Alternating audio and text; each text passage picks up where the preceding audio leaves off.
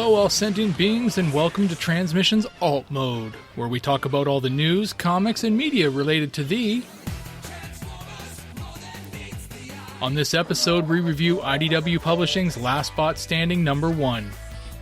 A classic G1 episode's storyboards are preserved for posterity.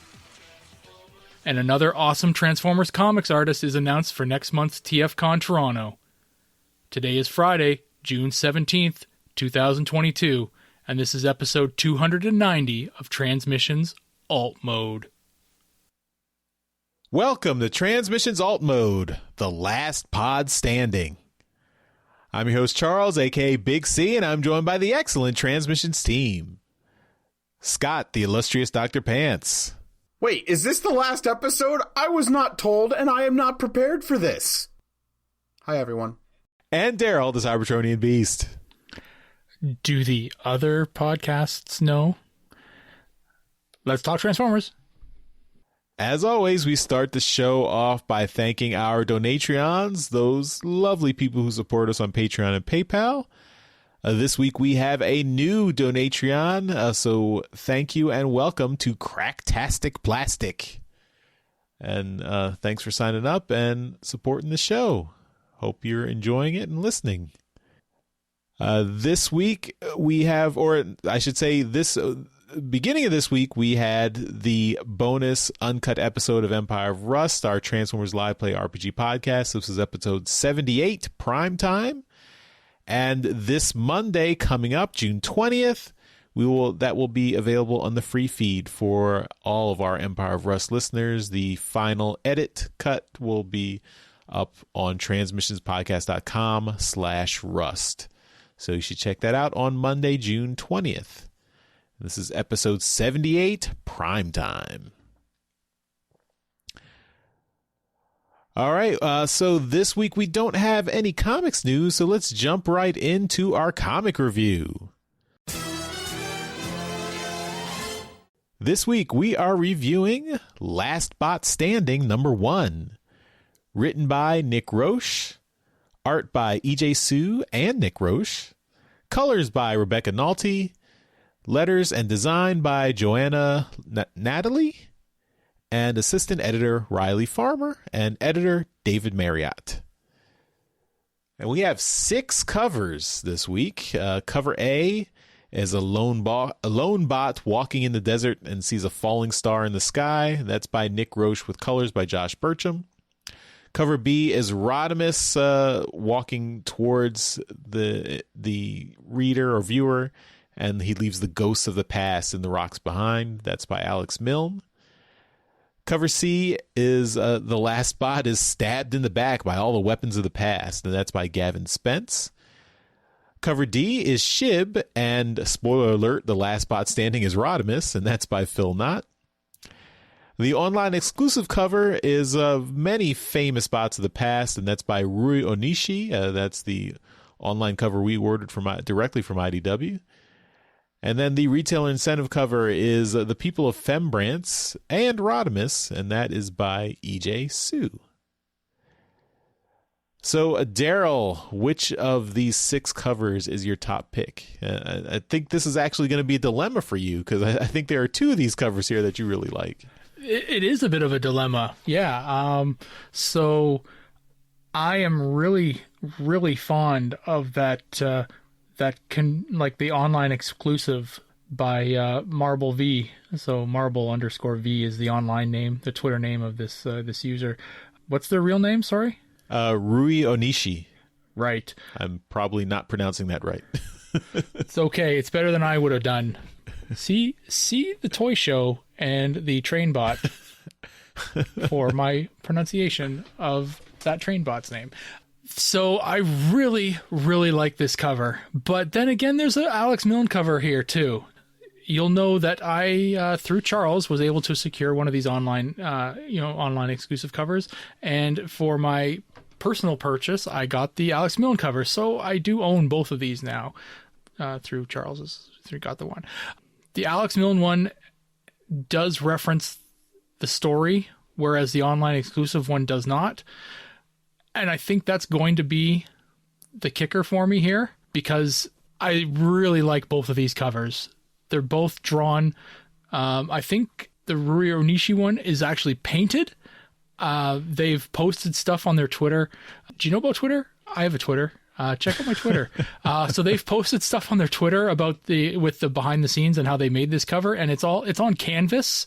I love it. It's so cool how they've made this cover. I love this art. It looks so visceral. I love it. It's awesome. But the real hinge on it for me here is that Alex's cover is story related, and that's what's going to turn the tide for me here. So I'm picking cover B, Alex Milne's cover.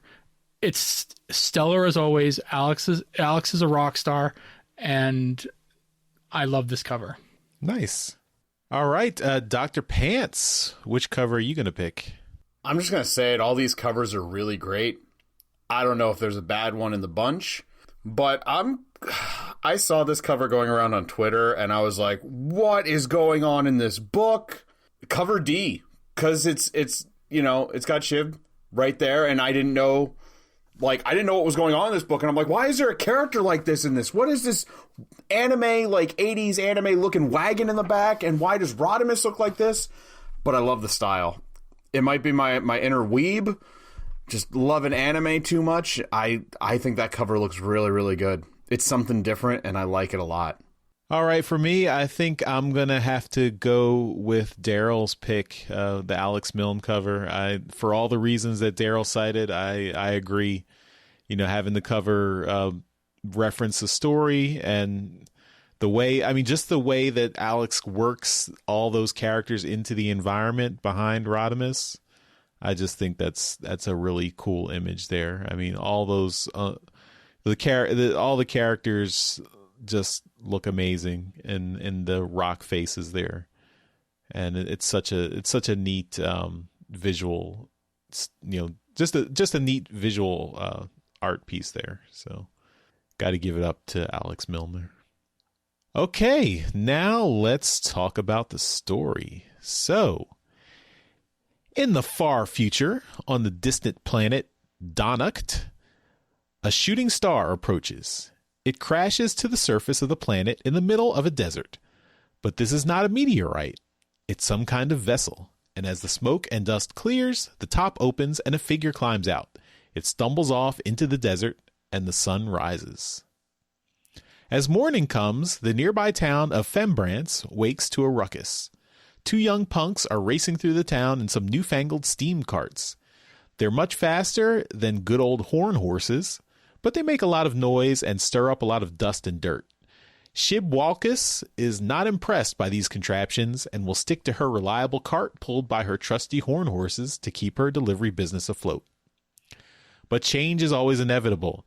As her brothers Trayvon and Beats unload their latest delivery for the local doctor, she asks him about her new competition. Shib is a little upset that her best customer is giving jobs to the competition. But the doc points out that she was out of town on another delivery. The steam ramblers are fast and cheap as long as they can keep getting fuel from the mines in the nearby mountains. The doc suggests that maybe she should recognize that the future is changing and consider partnering with the mining concerns powering the steam ramblers. But Shib doesn't like change and wants to keep doing things the way her parents did.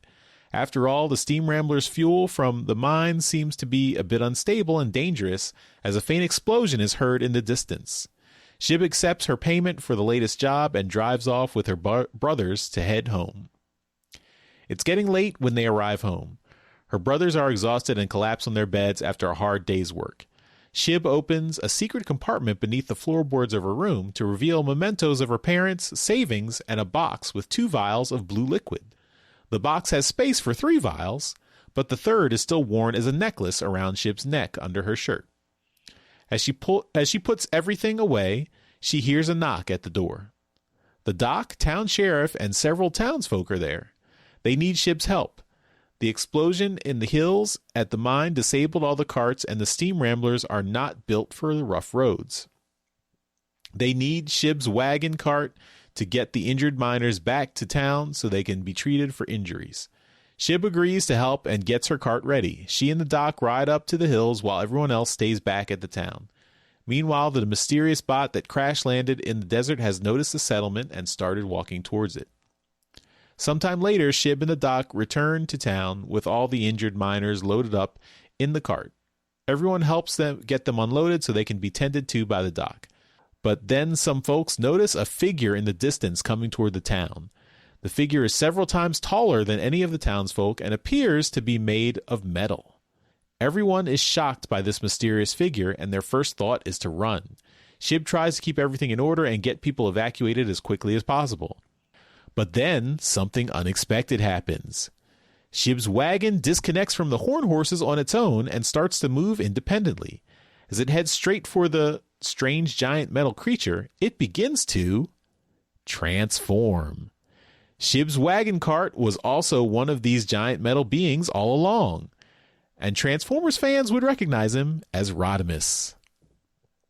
The other bot is surprised to see a fellow Cybertronian on this planet so far from home, but he is excited to see him and calls him brother. But Rodimus is not as welcoming, as all he says is, die. Rodimus attacks the strange bot completely unprovoked. The townspeople watch in shock and confusion. The doc and sheriff ask if Shib knew that her cart was secretly a metal alien being.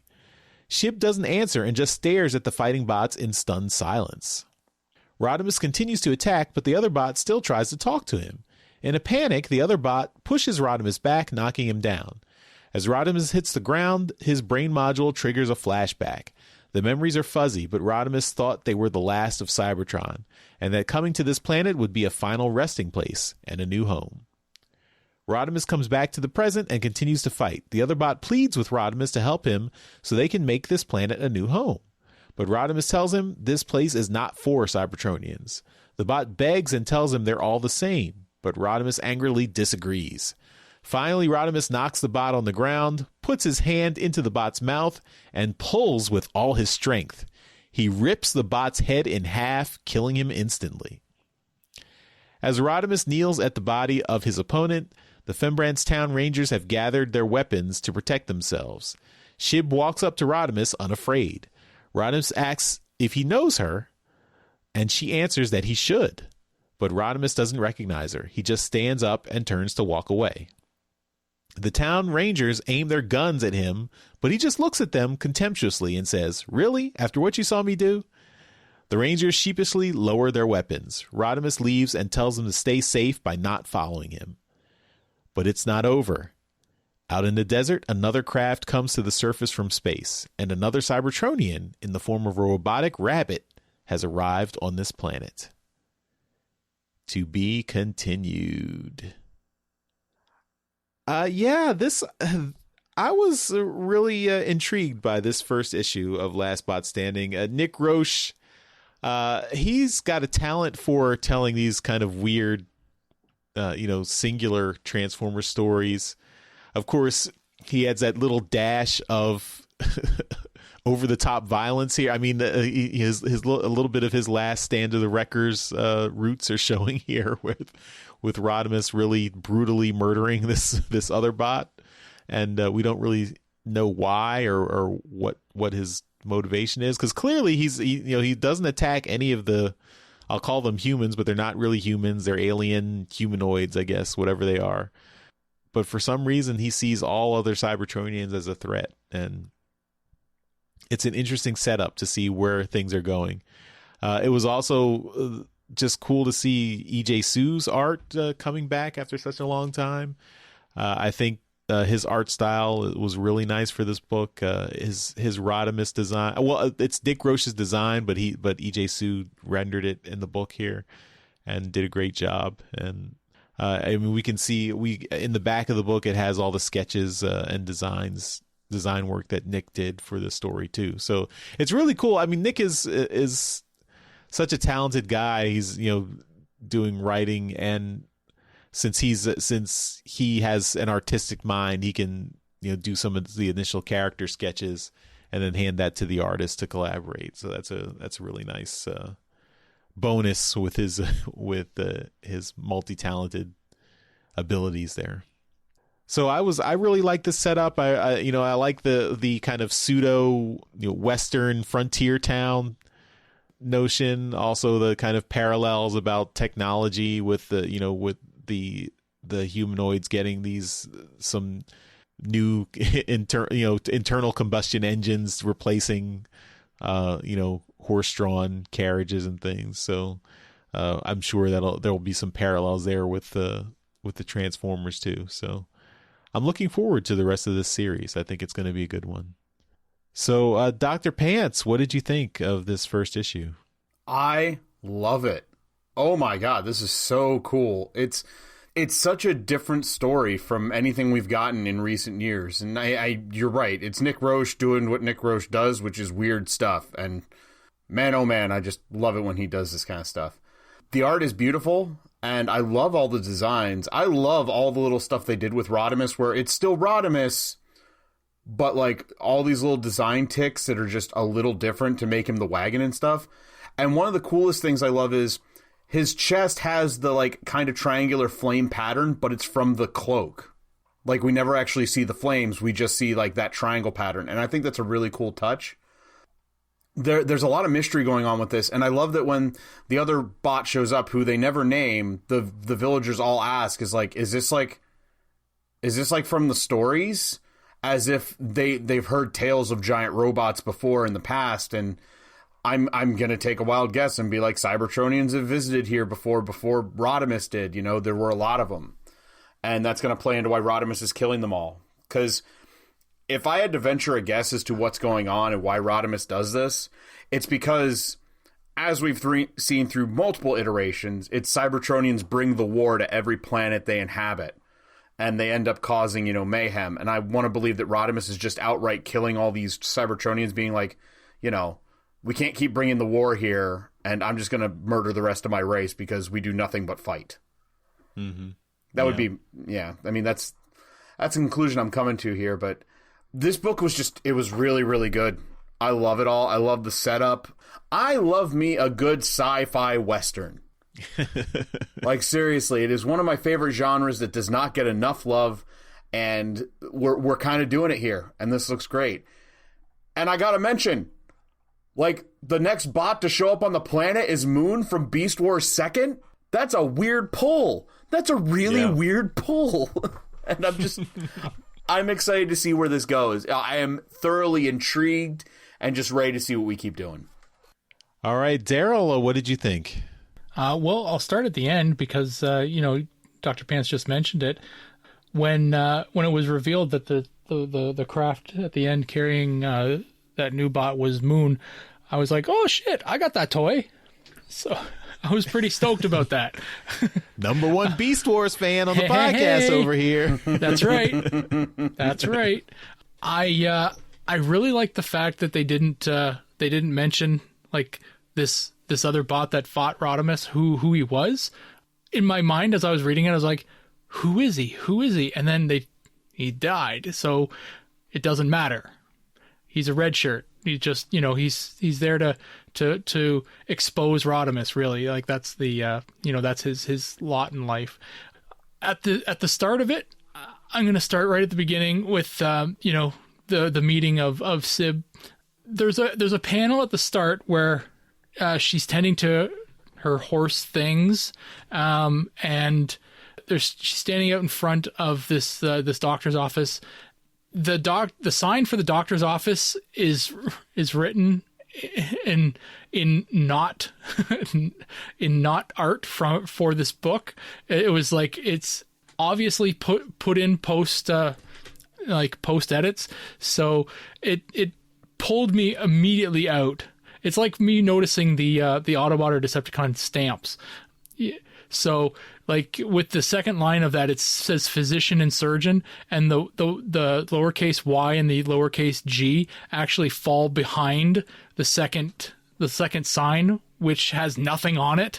So I looked at that and I was like, wait a minute, this doesn't look right. And to be fair, that's not a sign, that's an awning, because it's stretching out in front of it, so that's why they dip behind it, because of the perspective. Gotcha. All right. But it's still written really strangely. And I noticed that now that you pointed it out, so now I can't not see it. That's what I'm here for. I'm here to ruin books. I love the fact that this is a turn of the century town or world. They are going from a Western to a modern age by with the discovery of steam power and that stuff and internal combustion, like you said. I love that aspect. So this is a character. Our main character is dealing with trying to keep things the way they are. Not really fond of change. I think that's part of what a line in the book is that she doesn't really like change. And the world is around her is changing quite a bit. There's not really a lot to know about the mysterious bot that kind of crash lands. It's a no-name bot, like I mentioned, but Rodimus being a cart is very cool. That's an interesting choice. It's something that would require the character to put out very little energy and still exist. So he could put himself in kind of like a low power mode and just kind of be a cart all the time. And it sounds like he's probably been a cart for a very, very long time, because nobody has known he's been there. So I think that's very interesting. The story in and of itself is a very good story. I assume that, at the end of the book, we've been left that, Rodimus is now leaving this town because he's been exposed. I highly doubt that we've seen the end of this, like the last of this town, and Rodimus is probably going to come back because Moon's on its way to the town. I liked it. The art is fantastic. It's very, very dynamic. It's told very well. The fight scene is great. Lots of action in the fight scene. There's an awful lot of exposition. This is a brand new world, and we're being thrust into it with no knowledge of it. So there's an awful lot of exposition to get through, and you really are. All you're really told through is through the lens of this main character. So I'm really happy with this issue, this first issue. And what is it, 4 or 5 issues is what this is? I think it's 4. That's what I thought. So this is going to be really fast. And obviously I just showed it off in the toy show this week, but I've got the second issue already. I haven't read it, but I've got it already. And, we're going to be, hitting this series pretty quickly. And before we know it, we're going to be done. And it hit the ground running. So I'm pretty impressed with the way it started. Nick Roche, he knows what he's doing. I'm very happy with how it started. Yeah, and I should point out, I think we mentioned this in previous shows talking about this series, is that each of these issues is 30 pages instead of the normal 20 pages. So they do have an extra 10 pages of content in each comic. So it's like getting, I guess, a 6-issue series basically packed into 4 issues. So I think that's great. I think that it's great that they gave him the extra space to tell this story. Is that counted as comic pages, like actual story pages? Because there's yes. all these diagram pages and stuff like that too, plus the additional cover pages, that they show off in the back. So, yeah, no, it is 30 pages of story pages. That's why the books are $6 instead of $4, because they have right a 50% more pages basically. All right. All the back matter is extra. Like they don't count those as part of the story pages. Okay. So cool. Yeah. Looking forward to this series and seeing where things go. I just want to point out one more thing. I think it's nice that, I know it's only the first issue, but it feels like you can jump into this without having read the normal Transformers book or anything else. It's just kind of like, if you know Transformers, you can just read it. Mm-hmm. Yep. So I hope that keeps going like that. Yeah, when this if we get a chance to talk to Nick, after a little bit maybe later in this year, talk when the series is done, I want to ask him why he picked Rodimus as the main character, because it could be any character, could be this last. I guess I guess it would probably be an Autobot, the last Autobot, basically the last surviving Autobot. But why Rodimus as opposed to anybody else? So I'm curious what his thoughts are there.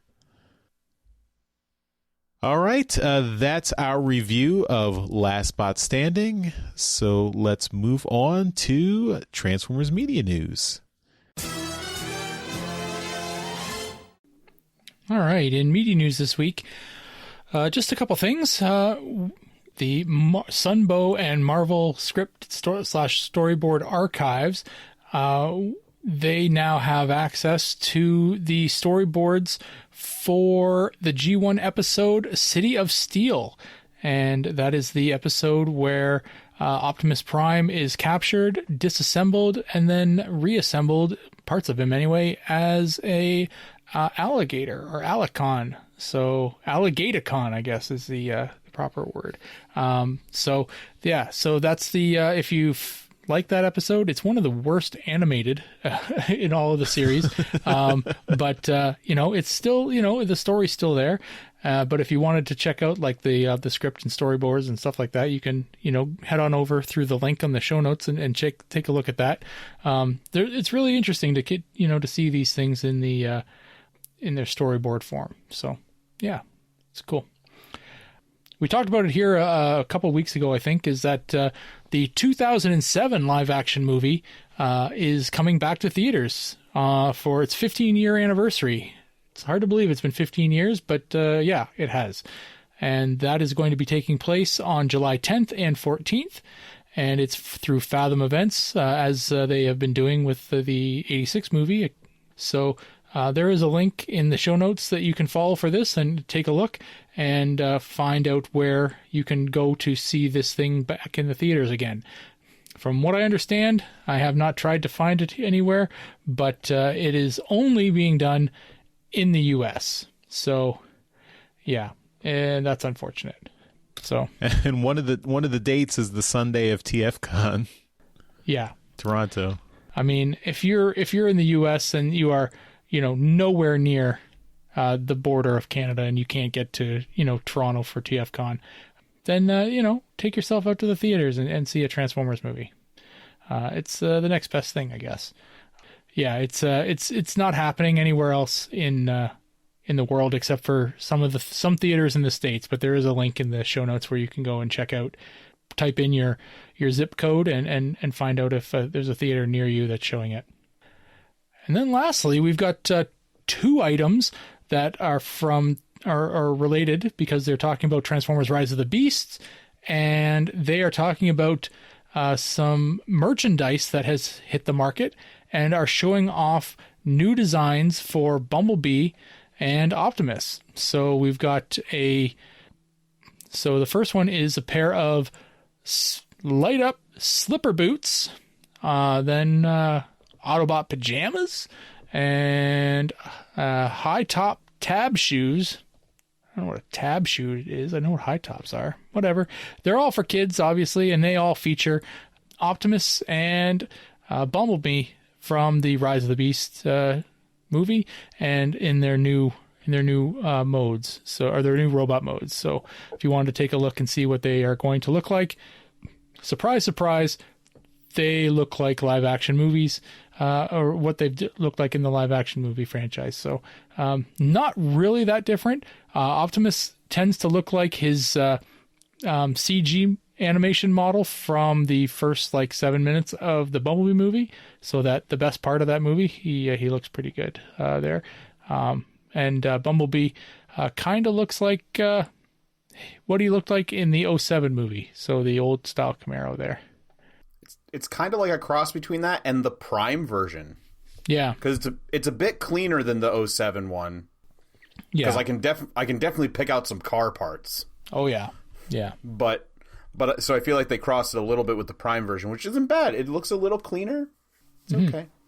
Yeah. But that's about it. So I feel like we're going to be getting a lot of this because we're not getting that movie for another year. So we're going to get a whole hell of a lot of this. And I have a worry that we're probably going to know the entire movie before we actually see this damn thing. So, yeah. Yeah, I mean, they've got because all this merchandise was in the pipeline ready to go for this year until they delayed the movie. Yeah, So this month too, wasn't it? It was for Yeah. June of this year. So all this other stuff's on schedule.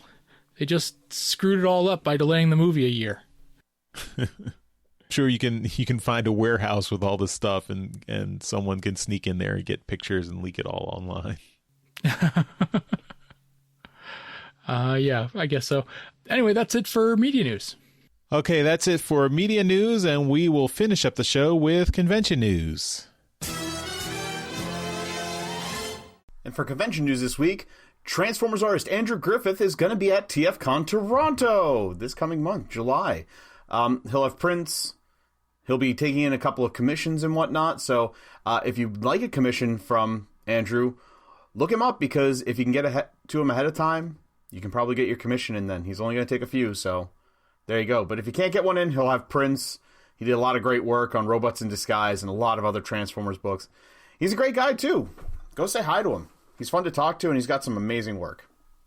And need I remind everyone of the unreal Batman sketch cover that he did for me in December. Absolutely amazing. So you do need to remind me. I actually forgot about that. I will post a picture, and I will link it on my Twitter, and I will point you at it. So yeah, it is unfreaking believable. He went above and beyond, I think. But yeah, he's a very, very talented artist. So yeah, load this guy up with commissions, because yeah, he can do some really amazing stuff. And give him some, but that's not Transformers, because he can really knock it out. Even some that's not robots. Yeah, he can do it all. Yep. He's an awesome artist. Yeah. I mean, and you can see, we'll link to his commissions page, and he has a bunch of samples of his work from previous commissions, and you can see how talented he is. All right. Well, that will do it for this episode of Transmissions Alt Mode. As always, we end the show by thanking our giving a shout out to our Masterpiece Donatrons.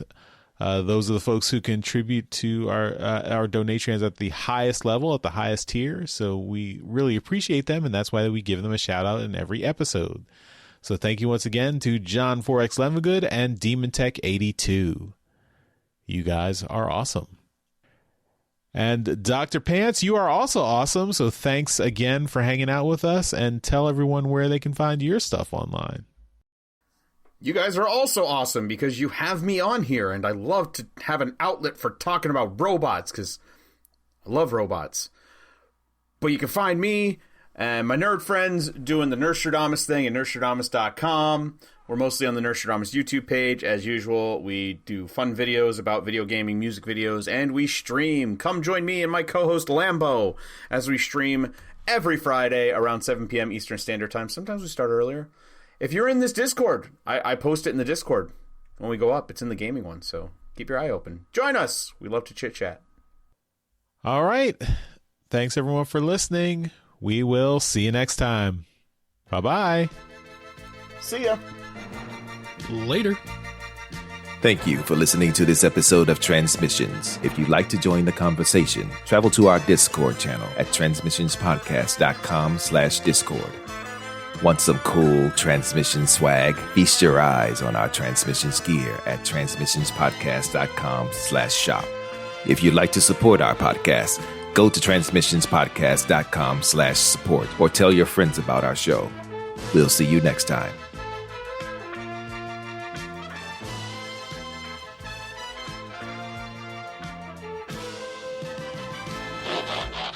Okay, got it? Yes. Got it.